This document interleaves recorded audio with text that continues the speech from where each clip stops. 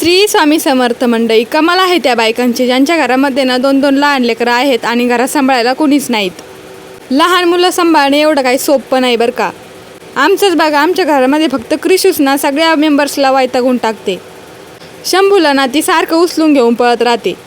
आम्हाला सगळ्यांना एवढी भीती वाटते ना की तो जर पडला ना त्याच्या डोक्याला लागेल. आणि आम्ही तिला कितीही समजून सांगितलं तरी तिला काही फरक पडत नाही. आणि आमच्या छोटूशा शंभूड्याला पण ना तीच हवी असते. काल आम्ही पापड केले होते तर तो व्हिडिओ तुम्ही बघितलाच असेल. त्याच पापडांना ना आज ऊन द्यायचं होतं, त्यामुळे ते उन्हामध्ये टाकले होते थोडा वेळ. आणि आमच्या कृषीबाईंना ना यातले बरेच पापड मोडले पण होते. माझा चालू होता चुलीवरती स्वयंपाक. मोडलेले पापड घेऊन आले आणि तिथे चालू होतं काय मला ते भाजून दे. मी नेमकं चूल भेटलेली होती, मग आर पडलेला नव्हता, त्यावेळेवरच तिला ते तुकडे भाजून दिले.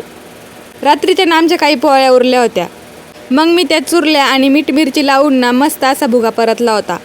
तशा शिळ्या चपातीला ना कोणीच हात लावत नाही, पण असा भुगा परतल्यानंतर ना सगळे तुटून पडतात. त्यानंतर ना चुलीमध्ये छान असा आर पाडला होता, मग सगळ्यांसाठी पापड भाजले. आणि आज संध्याकाळी काही मला भाजीचं टेन्शन नव्हतं, कारण अहो ना बाहेरून पार्सल घेऊन आले होते. आणि आमच्या क्रिशुडीला ना पनीर भाजी खूप आवडते. 4-5 दिवस झाले का तिला पनीरची आठवण येते. ती फक्त ना पनीरच काढून खाते. 7-8 दिवस झाले का तिला या पनीर भाजीची आठवण येतेच. तिलाच नाही तर माझे सासरे अहोंना आणि मला ना पनीर भाजी आवडते. आणि सासूबाईंना त्यांना ना शेवभाजी आवडते. पण अहोना शक्यतो पनीर भाजी किंवा काजू करीच आणतात. तर त्यांनी या 2 भाज्या आणल्या होत्या. पनीर भाजीमध्ये भरपूर सारे पीस होते, पण काजू करीमध्ये ना काजूचा पत्ताच नव्हता. एवढ्या मोठ्या पार्सलमध्ये ना फक्त 2-3च काजू निघाले.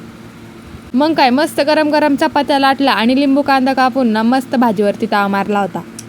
तर मग चला मंडळी, व्हिडिओ आवडला असेल तर लाईक करा. पुन्हा भेटूयात पुढच्या व्हिडिओमध्ये.